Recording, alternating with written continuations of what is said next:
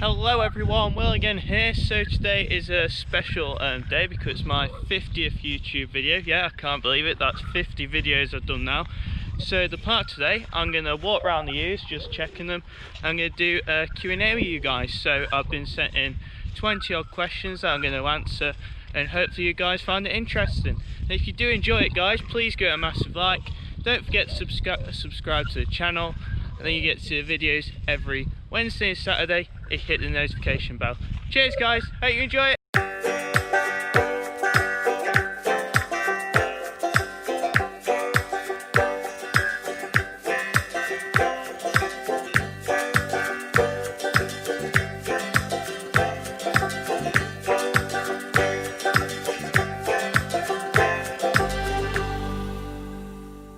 So let's crack on with the questions. I've got them all here on my phone already, so I'm going to start off with some more generic ones about me and the farm, then go to more specific ones that you guys have asked. So the first question is, how big is the farm? So the farm at home is 500 acres, so we've got land around the farm, and also we rent some land away from the farm, so that's the first question. Next we've got, how many sheep do you run? So at the moment I'm running 150 ewes and 20 ewe lambs in lamb, so that's 170 that have been took this year. So the next one, what are the most popular breeds in the UK? So there's different breeds do different things, but when we're talking about terminal sires, we've got to say the most popular are going to be Texel, Suffolk, Charolais, Beltex. I'd say they're the big four. Then when it comes to maternal breeds, I'd say probably the Clint, obviously, the Mules, the North Country Mule, Scotch Mule, all different types of mules, and more recently the Aberfield. So yeah, I'd say they're the most popular breeds in the UK at the moment. Oh, so why did I choose the Clint? So when what was it, 6 years ago, I had no sheep at all and I was at college, and I decided to buy some sheep. I didn't know what I was going to go for. I did a lot of research, so what I was after was a maternal breed that would bring the lambs up based on their own, because I hadn't a clue what I was doing. So I had a really good mum, a milky mum, something that's not got a lot of input, and as well as that I wanted something that's not going to bring disease onto the farm. Yeah, so that's why I chose the Clint. And after that is, why do you need to scan sheep to know how many lambs they're going to have each year? So the reason we scan sheep is, first of all, to know how many lambs they're going to have, and after that what I do is prepare a ration for the ewes depending on how many lambs they're going to have. So if they have a single, they have a lot less feed than a triplet would get. So this way the sheep don't get overfit and the lambs don't get over big. So what we don't want is big lambs. If you overfeed the ewe, they struggle lambing because the lambs are too big. So we're on to the final generic question now, which is, why do sheep get shorn? So with sheep they have fleeces, as a lot of you would know, and the fleeces grow like we have hair, but they don't shed themselves. So if the wool was to keep growing and growing and growing, it'd be really thick, and year on year it'd get bigger and bigger and bigger. And what the worst thing for this is, flies like to lay their eggs in wool. So if you leave it longer, flies will lay eggs in there, and it's a welfare matter because then they end up with maggots and they end up dying. Another reason is the wool can get too heavy, so it means the sheep can get stuck and die. There are just a couple of the welfare reasons why you get sheep shorn. As well as that, in the summer, the last thing a sheep wants is a load of wool on its back, because when it's really hot, would you want to wear a woolly jumper? So yeah, that answers that question. After that, we've got some more specific ones. So the first one we got from Annika G, and this is, how exactly do you know that the ram will do the job? So with a ram here, we're pretty risky because we just chuck the rams in and hope they do a good job, but we also use a sweeper tup, so if they haven't done the job after 2 cycles, we put another tup in to make sure that the ewes do get tupped. But what we should do is do a fertility test of the tups, which we're actually going to start doing, which the Flock Health Club we're in includes part of that cost, so we're going to start doing that next year, and that tells you if the tup's fertility is good and if it's fertile enough to tup the ewes. So that answers that one, I think. So now we're going to move on to another one. Well, I've grouped 3 into one question here. So this is from Tom Mayers, and it was, would you ever have another breed what breed would it be? So for me, I would probably choose, I would go for some Zwarbles because they are some pretty sheep. I'd have an odd one of them. They're also MV accredited, so I can put them in the Clint's. But also I would consider possibly getting some Testicles. So I've always thought about having an A and B flock, and what we would do with the B flock is not breed them pure. We'd put a terminal side to them and sell the fat lambs in boxes like we do already. So that might be a possibility. I hope that answers that one. And the next one is, what do you think of Charolais sheep? Well, I don't have a lot of experience with Charolais sheep, but they're alright. They do the job, I suppose. I do know they can be a bit crazy, but they seem good enough for some people out there. So yeah, I'm going to sit on the fence for that one because I don't know a lot about them. Oh, and the final one is from M. Yates. What about Testicles? Well, I've already answered that. Yeah, and that's those 3 questions. I forgot to say the middle one was from Aodhan F25, so sorry if I said that wrong. But yeah, that's those 3 questions answered. We'll move on to the next ones now. On to the next one, which is from a good friend of mine, Henry Robinson, and that was, how big do you want to expand the flock? So the flock at home is currently, as I said before, 150 ewes.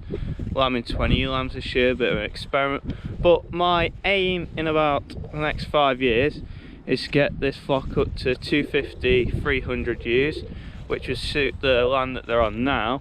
But apart from that, I haven't really got a maximum. It's basically how many ewes we can hold on the land so it doesn't affect the hay and haylage enterprise.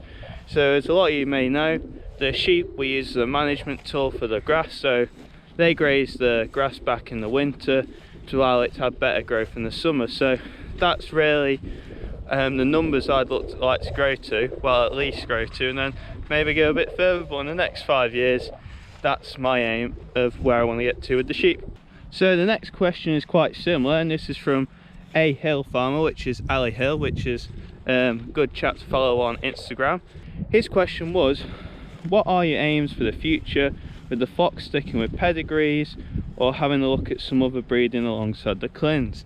So short term, I'll be sticking with the Clint's. I won't be looking at anything else because I really want to get these right before I put my foot into anything else. So that's basically it.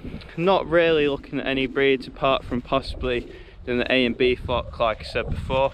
But yeah, they're my short term plans. Long term, haven't really thought about it. I suppose it depends which direction the farm wants to go in the future. Right, so the next one after that is from RWP Jakes or Jacks 98, and his question is, do you try and sell all your lambs early in the season or do you keep any in stores?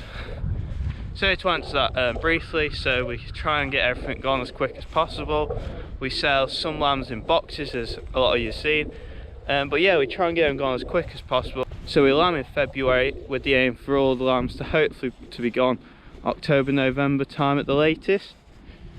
And after that we got Ed Lovett that I used to play cricket with, so Eddie Lovett, and his question was, what is my favourite tractor job? Do you spread your own muck? So I've got to say, my favourite tractor job has got to be, I do love wrapping.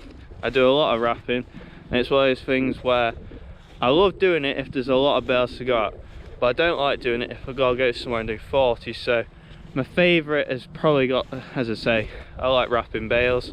I know for some people that's really boring, but I don't mind it. Then obviously, do we spread our own muck? So we do spread our own muck. So what we do is hire some machines for 1 day a year and get all the muck spread. So that answers that. So here we got a nice question. This is from Joanne Devaney or Joanne DeShearer. So she has a really good following on Instagram. Go check her out, guys. I really like her account. She's also doing YouTube, so I think she's got about 1,000 subscribers on there, so really cool account. This is a bit of a crossover question, but we'll go with it. So how did you discover Clint sheep? As well as that, how did I find out about the breed and why did you choose it? So I answered that a bit before, but going on from that, as well as what I said, I really like the look of the Clint. I know it doesn't matter a lot, but if you're seeing them every day, you need to like the look of them. So disease is huge for me. I know I said earlier, but all the Clint's that I've bought are MV accredited, so this means that they're Medivisna accredited, so this is a wasting disorder, and this is one of the main reasons why I didn't go down the mule route, because basically a lot of where the mules are from areas that won't have MV accredited sheep, and I didn't want to go down that line. And on top of that, I wanted to get into showing, which so I could compare my sheep against how other people are doing.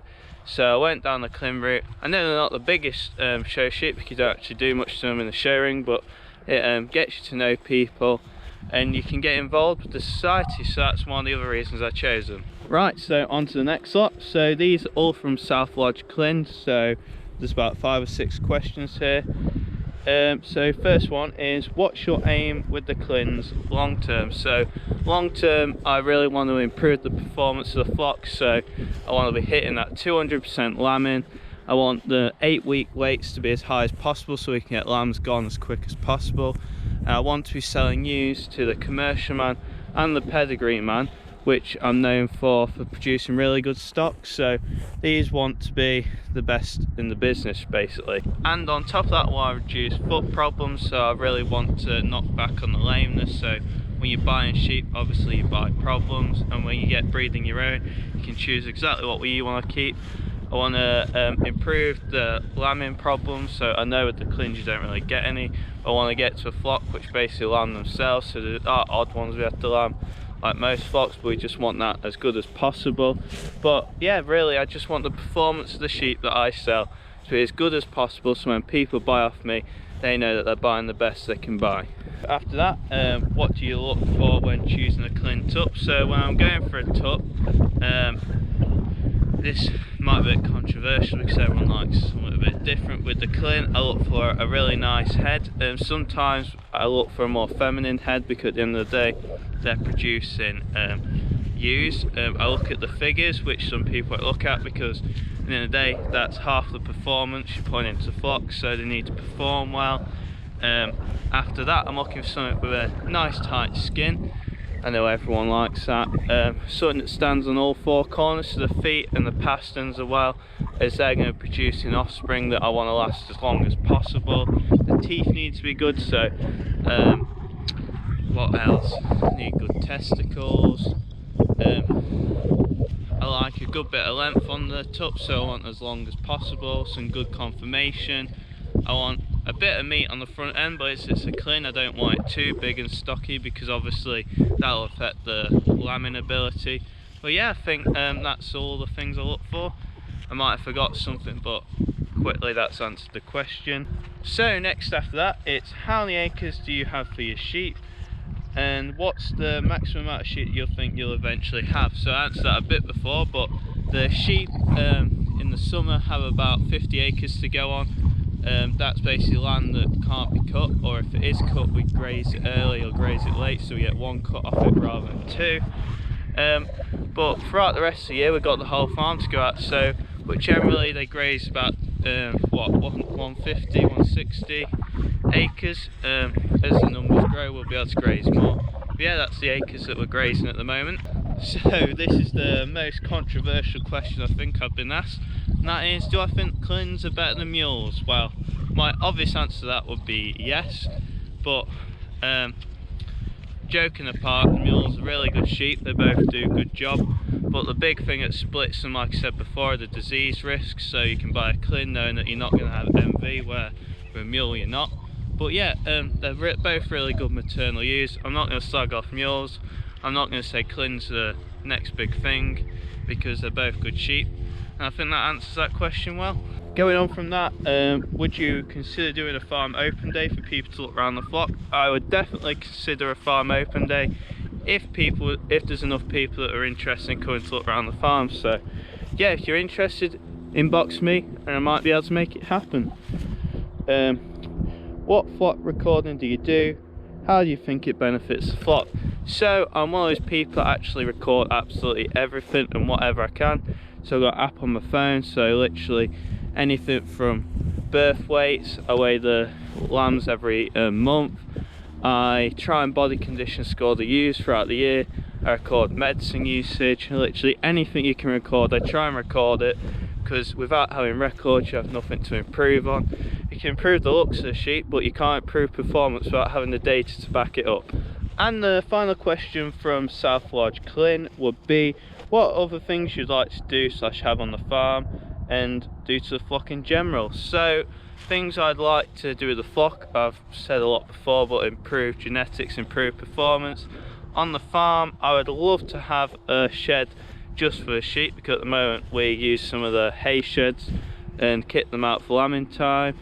I won't mind a portable handling system, but all these things cost money, and the sheep have to make money. They're just not an endless pit for money, so it's business at the end of the day. Everything's got to make money, so we work with what we got.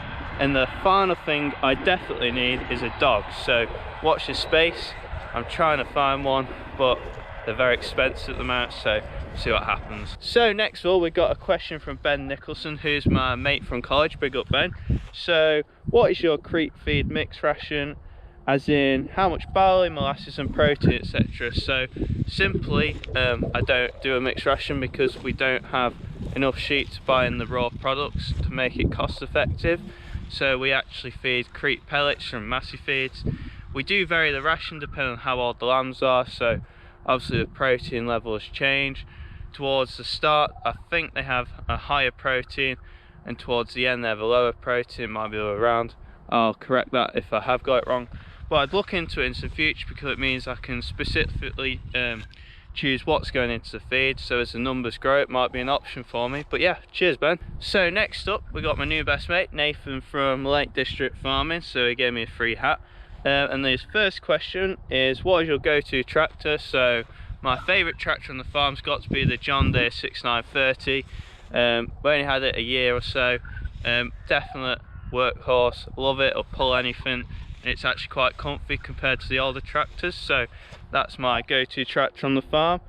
Where do I see myself in the next 5 years? I've pretty much answered that already. What is your worst job to do on the farm? So the worst job I've got to say that I've done is mucking out the chickens. For any that know about chickens, their poo absolutely stinks, and you don't want to be mucking them out on a nice hot day, because where they are, we have to barrow it. We can't just scrape it out with a machine, so that's not a fun job to do. And the final one from Nathan is, what is your favourite job to do? So my favourite job on the farm, as I said before, is probably the wrapping on a tractor. But apart from that, I just like doing general sheep jobs. So for me, I know a lot of people get stressed, but I don't mind getting the sheep in. Crowvecting is quite relaxing, so it's just painting the backs. But yeah, I just like general sheep work really. I enjoy doing it, that's why I've got the sheep. And the final question today comes from Jack George Frogger, and he's asked, what are my fluke routines? So this is changing now because we're in the Flock Health Club, and what we are going to do is do blood tests to basically see what the levels are like in the sheep, to see if they actually need fluking or not. So that's the plan going into future with fluke routine. So that is all the questions answered, guys. I'd like to say a massive thank you for everyone that sent questions in. I'm really sorry if I did miss any, because I didn't mean to. I just missed the message in my messenger or when they're on my stories, so really sorry for that. But I hope you did find it interesting today, guys, and it was a bit more insightful, some things that you may not have known about me or the farm. So yeah, if you did enjoy the video today, guys, please give it a massive like. You want to see more stuff like this, don't forget to subscribe, and as I always say, videos every Wednesday and Saturday at 7:30. Don't forget to hit the notification bell. Cheers for watching, guys. Thank you.